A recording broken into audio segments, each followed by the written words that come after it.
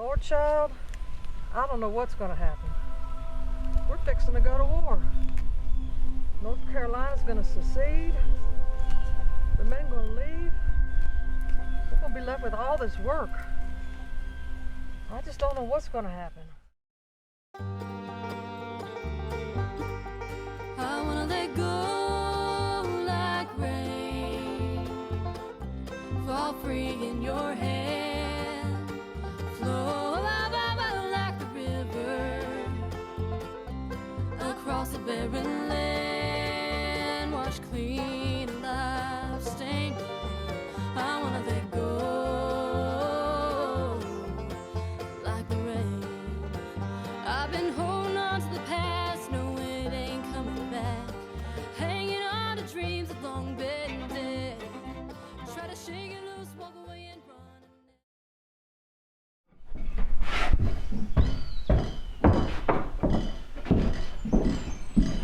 Good afternoon. Oh, good afternoon. I'm Henry Everett. Can I help you? Actually, I'd like to rent a room. Well, it's Christmas Eve. I got 3. You'll be able to take your pick. Supper's at 5 over by the stove. Let me get a name in the town. Theodore Watson. I'm here from New York. I'll be here about a week, 5 days to be exact. 5 days? That'll be $4, Mr. Watson.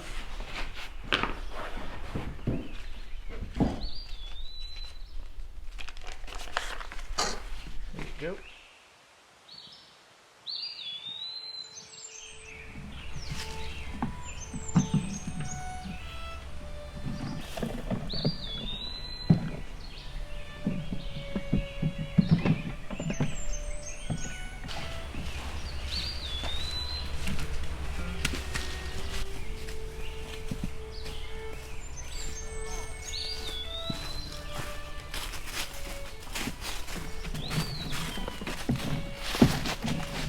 Daddy, I decided I'm going to join the North Carolina Army, and I wanted to get your blessing. Sure about that, boy? Yes, sir, Daddy. You got it. Thank you, Daddy. I'm proud of you. Your mama loved you, and I love you. Thank you, Daddy. Tell me, Mr. Watson, what brings you to Aversboro? I'm a reporter in the New York Daily. I come south here to do a study on slavery. I'm writing a journal and send it to my editor articles on slavery in the South. We're doing a study on the turpentine industry, where it's far different than that of the cotton plantation. I'm also doing naval stores from Aversboro to Fayetteville. And I understand from folks that slaves are forced into the pine savannas for the entire winter, and that they sleep in the woods under what we call a lean-to in the north with barely a blanket. Boxing's what I've heard the dreadful work called. Is that correct? Boxing is correct, sir, but I sense you do not favor slavery. It's an immoral institution. It should be wiped from the face of this earth. How you people continue to oppress the Negro while constantly shouting for your independence is beyond my comprehension. I've been amazed at the way these people are treated. Does that include your precious northern states? Has it been forgotten where these slavery vessels sailed from? It was a northern port that outfitted these slavers. Just one more way to rob the southerners. And the high tariffs they place on us make it next to impossible to grant the slaves their freedom. But that's what it's all about with you northerners in the first place. Your factories want our tobacco and cotton for pennies on the dollar. We're not ignorant, my friend. But the North would be placing pressure on the South even if it wasn't slavery. You have just abolished the institution of slavery yourselves. I don't mean to offend you, my new friend, but you have it all wrong. Down here in Aversboro, the farmer works just as hard as does the slave. Side by side, we grew up together. As children, we played together, free and slave. Our fathers can have mutual understanding between each other to take a strap to our butts if we needed to. Rarely will you find a man in this community that owns more than 1 or 2 Negroes. Most of my neighbors are dirt poor and do the work themselves. Ava, are you implying that the slaves live on the farm on their own free will? No, I'm implying the bitterness and hatred you project in the Southerns is non-existent. Most of the people around Aversboro work together to survive. We depend on each other for our daily bread. Our slaves are treated well also, much better than the Irishmen up in the north, working in the sweatshops on slave labor. If the folks up there are not careful, they're going to take this argument to a conflict. We feel as though we're the stepchildren of this nation, yet we fought just as hard as any Northern for our independence from England. Right here on this very ground, Whigs and Tories battled, and Fanning burned houses in this very area.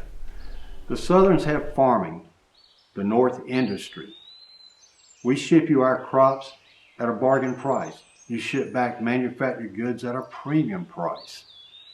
We get very little help from the high tariffs our governments have placed on us.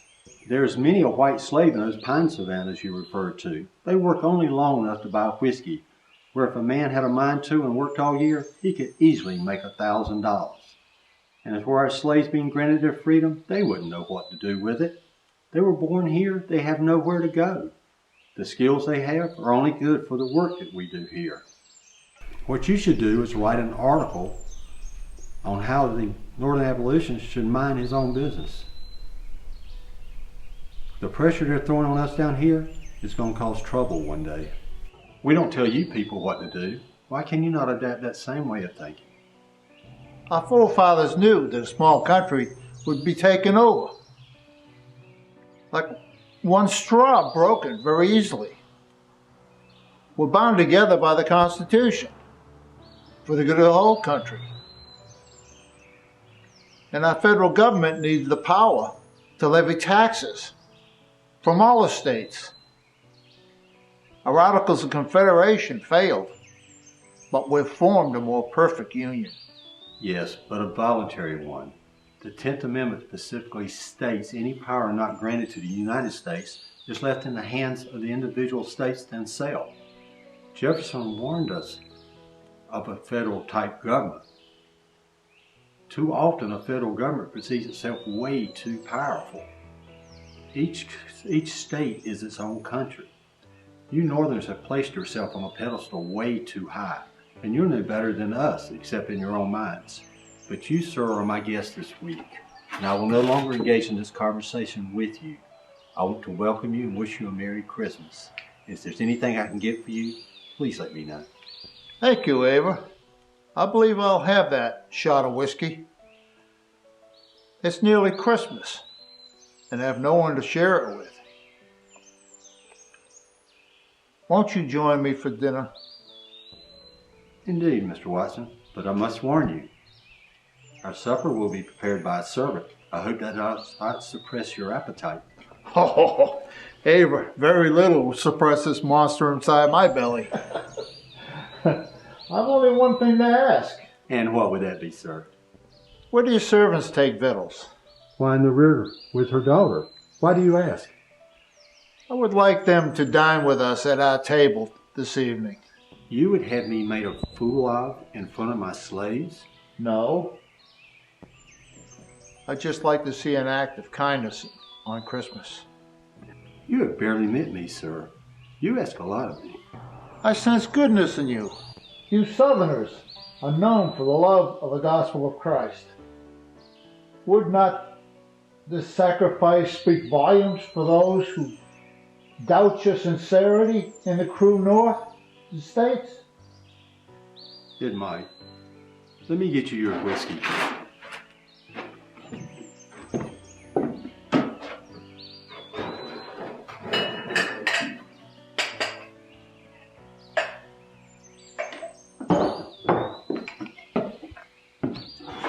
To you, Mr. Watson.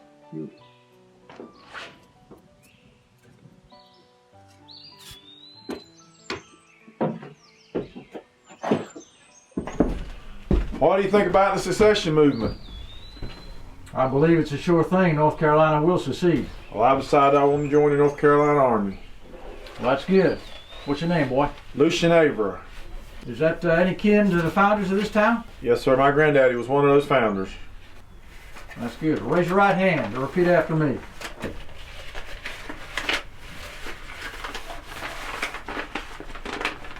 I, Lucian Avra, do swear I, Lucian Avra, do swear that I will be faithful that I will be faithful and bear true allegiance and bear true allegiance to the state of North Carolina to the state of North Carolina and to the constitutional powers and to the constitutional powers and authorities and authorities which are or may be established which are or may be established for the government thereof, for the government thereof, and maintain and defend and maintain and defend the Constitution of the said state. the Constitution of the said state. So help me God. So help me God. Congratulations. Thank you, sir. Sign here.